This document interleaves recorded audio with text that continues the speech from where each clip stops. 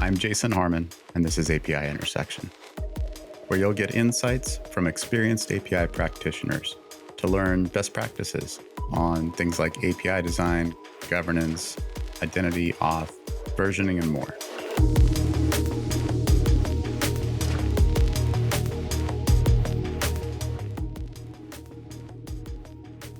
Welcome back to API Intersection. As always, your host here, Jason Harmon, CTO at Stoplight. And I'm joined today by Shane Hastie, all the way on the other side of the world, I guess at the end of the summer there in New Zealand, right, Shane? It is indeed coming into early autumn. Jason, thanks very much for having me. Absolutely. So Shane's done a bunch of things between sort of authoring and consulting and all sorts of stuff. So I guess tell us a little bit about yourself. I don't think I can do a good job summarizing. Okay. Well, 41 years in information technology now. I did a long time ago code in assembler and COBOL on punch cards. I do remember doing that. Fairly early in my career, shifted into working at that stage. It was called end user computing, working very closely with the customers, with the people who needed the data, and um, making that available in a self-service type way. Um, Early dashboards or early reporting tools and so forth, working very much on large mainframes. Then I was in the right place at the right time, and for the PC revolution. In about 1983, 84, the company I was with, a large financial institution, purchased the third personal computer, third IBM PC in South Africa. I'm a New Zealander by birth, but I was living in South Africa at that stage. And they put it on my desk and said, see what we can do with this. So I was incredibly fortunate to get into that desktop computing era right at the beginning. Ended up running my own business in South Africa for 10 years, actually 15 years it went on for, selling airline back office technology, back office systems for small to medium sized airlines, which involved traveling around large parts of Africa to a lot of very small, very strange airports. But it was an interesting time, and some great customers, some great experiences there. I'd also, even at that stage, was very heavily focused on the interface between customers, consumers, users, horrible term, and technology development, the people who are building the products that these consumers consume. The only other domain where we talk about user is drug addiction. So there's just something wrong here, and I feel sadly, like there's a Tron joke in here somewhere. User. Yeah, and when you hear a lot of technology folks talking about the user, there is a bit of a sneer in it. But they're not the users. They're our clients. They are our raison d'être. They're the people whose lives we impact by the products we make. And I think as a community, we need to get better at thinking about the impact on people's lives that we make, because the things we do have a huge ripple effect. So then came back to New Zealand in the mid 90s, settled in here, worked on, again, product development from an IT product perspective, building products that we were selling and installing all around the world. Got a little bit burned out and tired, and moved into a role of teaching what I used to do, and still continuing to do more as a consultant, and now an instructor, and I've been doing that for 15 years, nearly 20 years, and it's been good fun. Nice. And they, See, I told you I couldn't have possibly summed it up.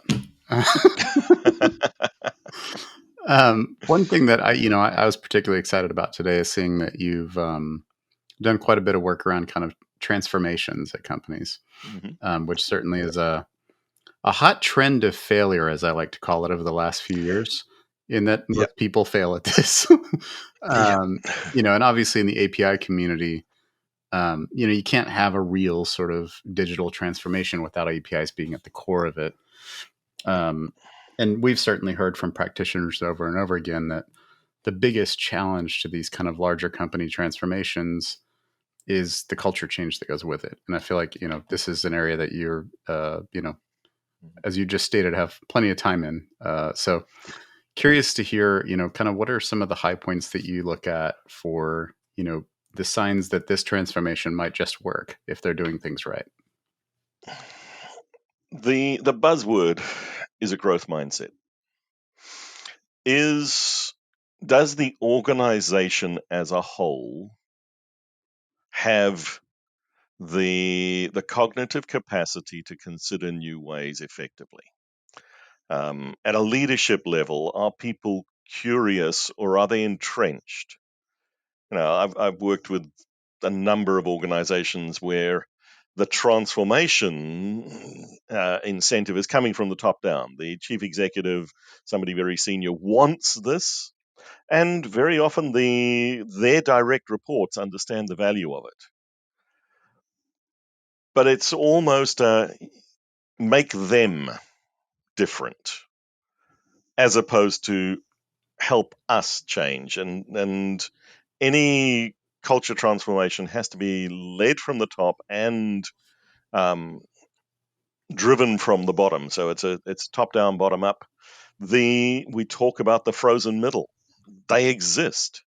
People whose career success has been about working in the old way, and now we're asking them to change. And often, what the organization doesn't do is put in place um, the structures, the incentives, the tools for these, particularly this middle management group in large organizations, are the ones who really are often left behind. They often feel threatened by the changes. People at the top know why they're doing it. People at the bottom um, are excited about being able to work perhaps more collaboratively, cross functionally. But these people in the middle are actually threatened by this stuff. And sometimes with good reason. The large consulting firms come in and say, yeah, we're going to transform your organization. And as part of this, we'll give you a 30% cost reduction. And the way they do that is by getting rid of large numbers of people. And typically it's in this middle layer. So it's in their interests not to change. We have to find ways to make the change valuable for these people. They're intelligent, responsible adults who genuinely care about the people that they look after, about the organization they're in, and about their own careers. So, how do we position what needs to change in the transformation in ways that are going to be valuable for these people? And if we can do that, they become your strongest advocates. Yeah. If we get it wrong, you're going to hit that frozen middle and you're going to bounce. And sadly, the statistics tell us that 70% of these transformations, whether we're saying digital transformation, agile transformation, whatever, 70% of those fail. And that's a huge waste of human potential and a huge waste of money. Yeah. Yeah, it's funny. There's a couple of things, from the API world. When you were talking about, the execs often, you say they know what they want to do, but it's like what exactly it means. Quite often is like, well, I read somewhere that like do APIs, good things happen, right? Like let's transform and be an API driven platform because I read that in Harvard Business Journal. And it's like, Yep. well, do you know what that means? Like, how is that going to change your business model? Like, they didn't even think about those things a lot of times. So I certainly see that. And then I couldn't help but plug in one of my favorite quotes ever from the perhaps infamous Grace Hopper, right? Most dangerous phrase in the language is "We've always done it this way," Mm-hmm. which we certainly in working with our customers see this sort of thing. Like you'll have a pocket of the band of rebels, right? The resistance that's trying to change things, but it's like if you I love your perspective that if bottom to top folks don't agree that it's time to change something, it's going to be hard to turn the corner. Yep. Yeah, very interesting. um, from kind of a, let's say, product development practice side of things, Mhm. are there kind of aspects there which certainly, I mean, an API is just another chunk of software, but are there sort of cultural facets there that you see in the highs and lows? One of the biggest predictors of success in my mind is the ability to shift from silo-based thinking to value streams and products. So getting away from project-based work where we're handing work off between different groups to true cross-functional end-to-end value streams. And by end-to-end, I literally mean that it goes beyond the you build it, you run it. It's starting with the um, product initiation thinking all the way through to customer support and sales, so that the value stream, there is ownership across that whole value stream. That, in my mind, is the big predictor of success. If we can get that, and it's a structural shift, it's a cultural shift, it's a behavioral shift. There's a whole lot of things that need to happen for this to become possible, to shift to uh, a culture of continuous value, if I can quote the subtitle of my book. Yeah, I was going to say you got the no projects book out there that I learned about Yeah, and kind of reading up before the show, so that's on my list now. It yeah, seems interesting. yeah. I'm curious. You described a whole lot of roles in there that this more pervasive ownership. I guess I'm curious. Like, does that tend to kind of most change the product management role to sort of have broader purview of those things and like how they're bringing things into the organization? It, product management absolutely needs to change. Product management needs to actually become product management. In many organizations, the product manager is an order taker. Hmm. The product owner is an assistant.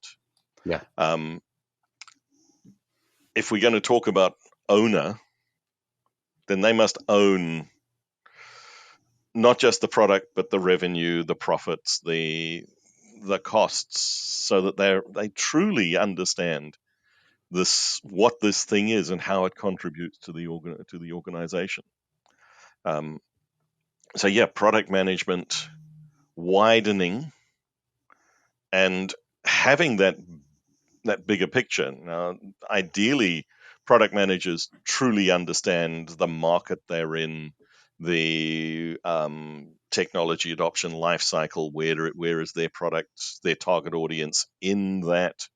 Um, they need to understand the market phases that their product is working in as well. They need to have at their fingertips the various tools, things like design thinking techniques and ideation tools and so forth. But they also need to understand the technical aspects of implementation. They don't need to be experts at that level, but they need to have access to experts that they trust and that work closely and collaboratively with them. So the interaction, this idea of a truly cross-functional team who have all of the skills needed, who collaborate effectively, and can deliver value and can remove obstacles for themselves. Yeah, it certainly reads like a description of how to enable team autonomy. Yep. Yeah, which I suppose is the best outcome you hope for in those kinds of changes. Interestingly, just to drill in a little bit more on the product manager thing, like in the API community, we've seen a big rise in I think kind of just the idea of an API centric product manager, but more importantly than that is that they're taking a more active role in designing the APIs themselves, in defining what the kind of taxonomy or grammar across the company is, or at least leading that in conjunction with engineering leadership.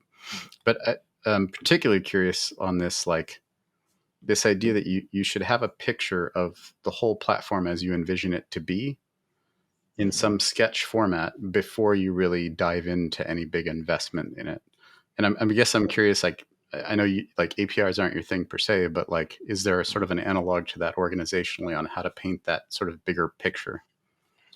Yeah. The what is the at one level, what is the organization vision? But then what is the product vision? What will the change be in the world when this product is in the hands of many, many people? And it's having a clear understanding of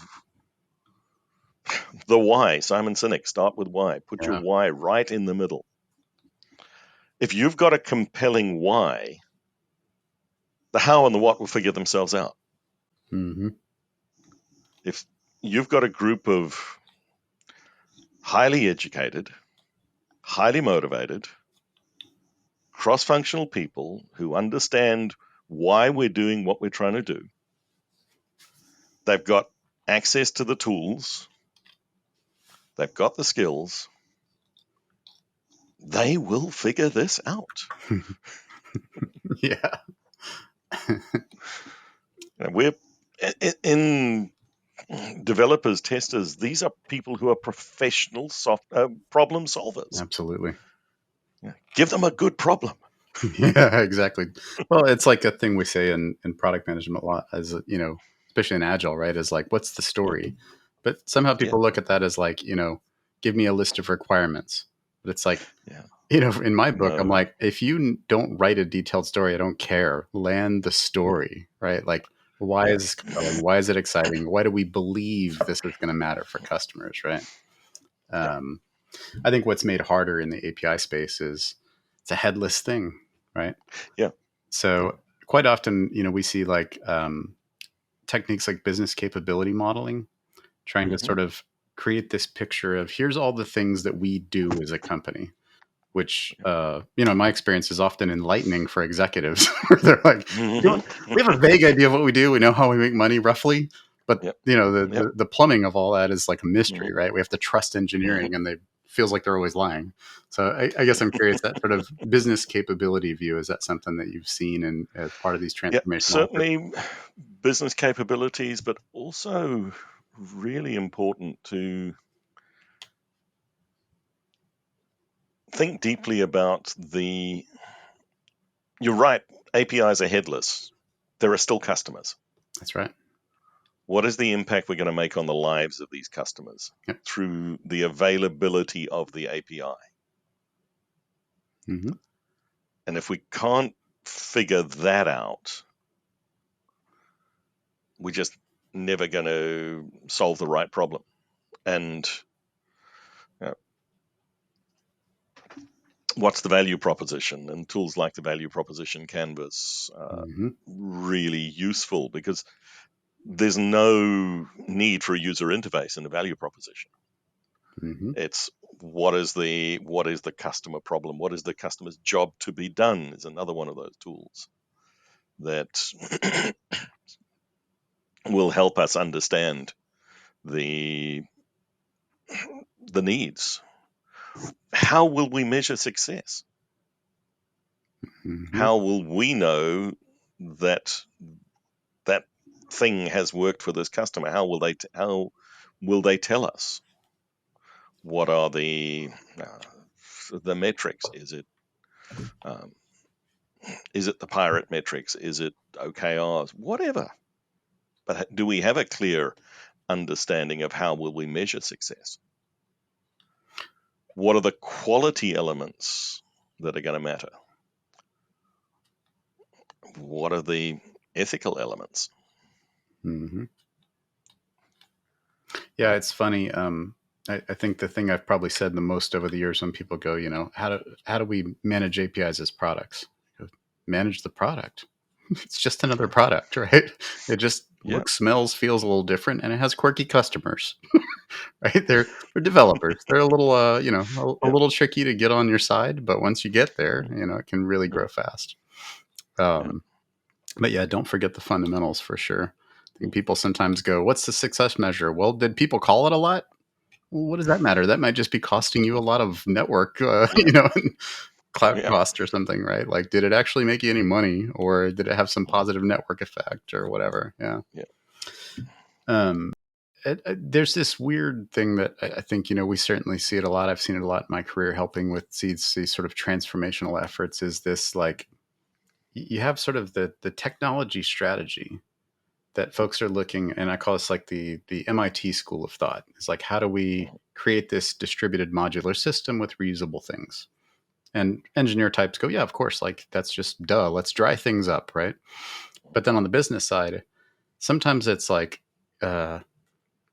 if we do API stuff, then we can transform into a marketplace. And let's think about how, marketplace dynamics and network effects and all that stuff works. And then when you put those strategies together, it's just like they're two different things and no one talked about how they're going to fit together.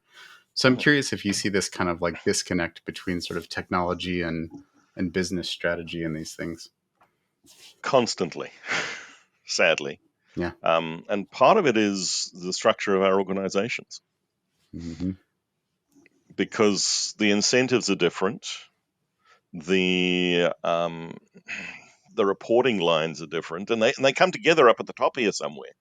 But the people down the bottom haven't had those conversations. So the way to overcome it sounds trite. Have the conversations. Yeah. Get all of the people in the room or on the call and make sure that the why is well communicated, and then get the different stakeholder groups from technologists to customer support to sales to marketing to even things like HR and finance. Get them all in the same room and talking about what would it mean to us to do this? What are the potentials? And then prioritize. Yeah. What's the first small step? What's the experiments we can run that are going to tell us whether we can even do this as an organization? And Yeah, it definitely busy. resonates. Like, in what we do at Stoplight, it's like we're helping folks like design something before they actually implement it, right? Because that's good.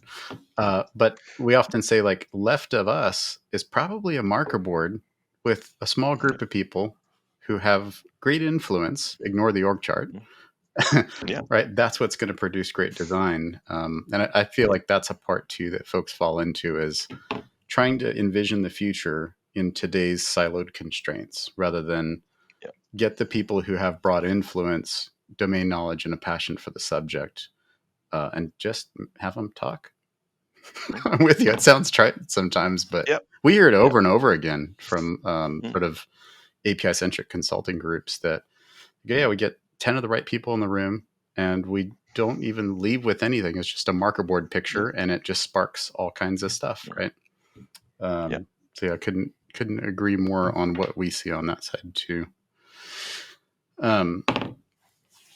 I'm going to totally change gears here, and Yeah.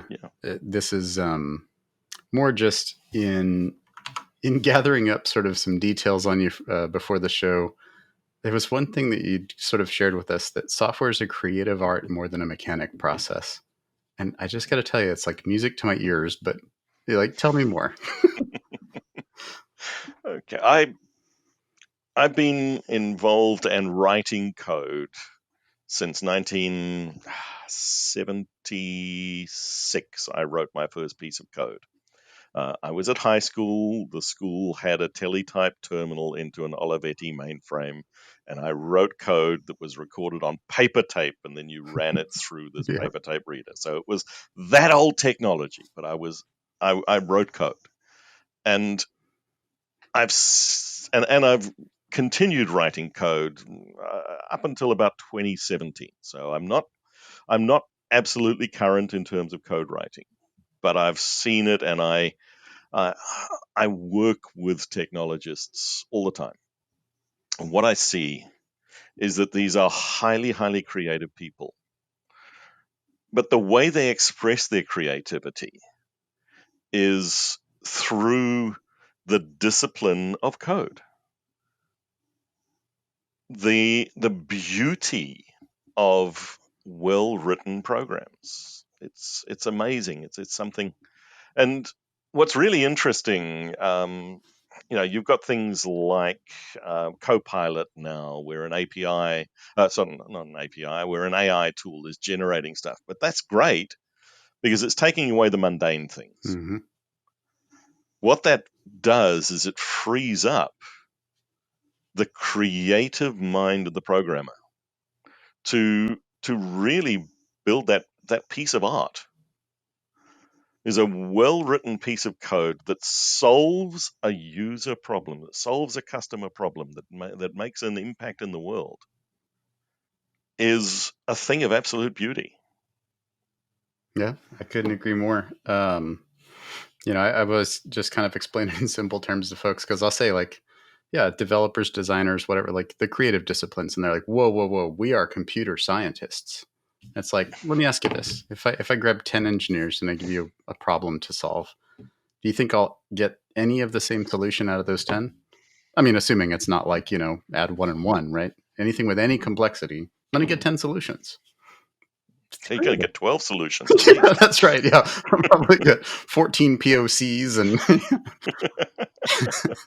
yeah, exactly. Yeah, Um, yeah. so I guess I'm But curious. even Uh, if we go to the definition of engineering, mm, engineering is the creative application of science for the benefit of humanity. It's the creativity. Now, there is a science. There is a for science to sure, computer science. for sure. We've got those scientific rules we can build on, but it's the creative application of that science that makes change in the world. Yeah, I mean, it's funny because we look a lot at like the discipline of user experience and kind of Mm, what it's really become over the last 20 25 years, and trying to look at designing something that doesn't have exactly like it's kind of a human interface, but it's kind of a machine interface with APIs, hmm and Yeah. trying to think about this sort of developer experience as being an hmm emergent discipline too. But if I looked at user experience, I'd say there is absolutely science in that work, right? Mm, Any good user experience designer isn't going to tell you I did this because it felt good, right? It's like, no, it's data backed, it's been researched, it's been surveyed, right? So I guess I'm curious, like, do you see mm. this sort of the that designing things for developers is sort of a in some ways a weak spot, broadly speaking, because of the way that this sort of scientist oriented mentality is taught? I think there's a definite gap. In on InfoQ, we've been doing a lot of publishing quite a lot of stuff, and at QCon there have been another number of conferences talks about the developer experience, and we're seeing this coming out over probably the last 4 years. There's this emphasis on developer experience and removing friction in the development process and making things easier, because if we remove those distractions, the creativity can come through. Mm-hmm. Um, my wife is an artist. She did the paintings that are behind me and the carving. If she's going to be creative, she needs a quiet space. She needs uninterrupted time. nothing is different to the developer who's Yeah. trying to figure out how to solve a difficult technical problem. They Yeah. need the quiet space. Yeah. They need Number one developer productivity hack: check their calendar. Yeah. Right. Yep. Tell them Yep. tell them there's meetings they can skip. Yeah. Yeah. Yeah. Yeah. With you. All right. Well, I feel like we've covered the edges of this pretty well. This is a huge topic, and trying to do it in a bite-sized chunk here is difficult. But any sort of closing thoughts, or what I usually kind of ask folks here is, like, for those who haven't gone down this road, there's a lot of things we mentioned. A lot, it could sound really complex and intimidating. Like, how do you get the ball rolling? Where do you get started?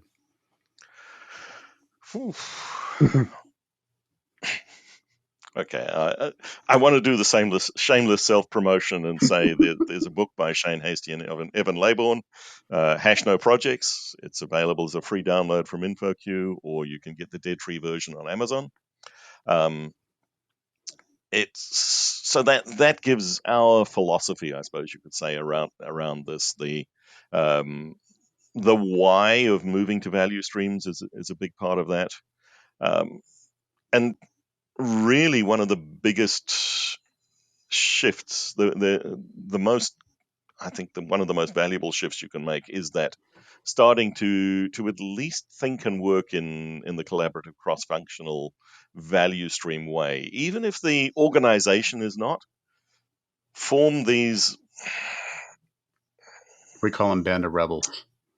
Yeah, gang of rebels. Thank you, beautiful way of putting it, and just figure out how to do that effectively, and then genuinely start to think about what is the impact that we make on the world, what is the impact we want to make on the world, and how can we do that, and I want to put in an ethical and safe way.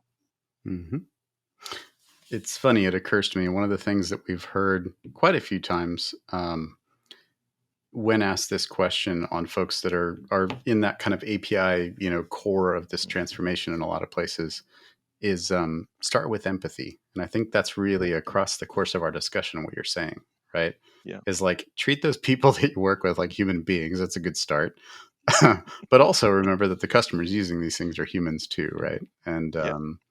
And yeah, I think I'm with you that, like, the craftsman's mindset. I always say, like, if I'm going to make a chair and give it to somebody, I dream that that person will give that chair to their children, right? Yeah. That it has a long lasting impact about something they really care for. So yeah, start with empathy. I love it. It's perfect. Shane, thanks so much for sharing all your experience with us. We really appreciate it. And just thanks. Jason, thank you so much for having me. I really enjoyed the conversation. Thanks for listening. If you have a question you want to ask, look in the description of whichever platform you're viewing or listening on, and there should be a link there so you can go submit a question, and we'll do our best to find out the right answer for you. API Intersection podcast listeners are invited to sign up for Stoplight and save up to $650. Use the code INTERSECTION10 to get 10% off a new subscription to Stoplight Platform Starter or Pro. Take a look at this episode's description for more details.